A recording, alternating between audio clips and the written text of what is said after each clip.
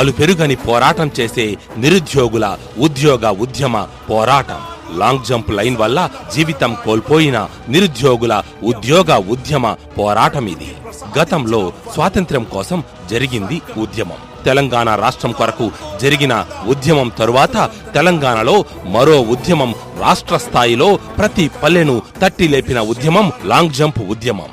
Long jump లో లాగేస్తున్నారు అని ప్రతి ఒక్కరిని కంటతడి పెట్టించి వేల జీవితాలకు విలువ లేకుండా చేసిన పాపం పోలీస్ బోర్డుకే దక్కుతుంది.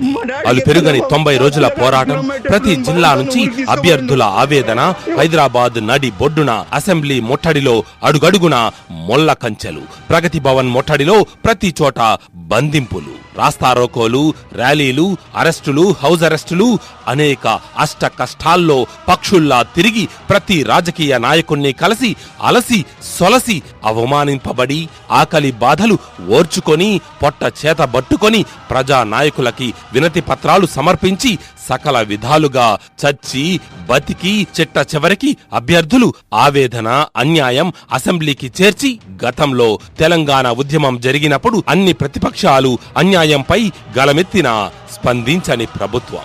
ఏది ఏమైనా ఉద్యోగం కోసం చేసిన ఉద్యమం గెలిచింది. స్పందించని ప్రభుత్వం ఓడిపోయింది.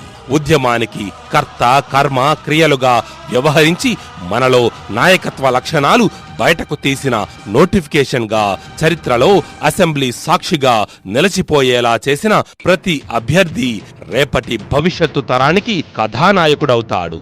ఇందులో సందేహం లేదు. రండి కదలి రండి ఎదురండి కాలసి రండి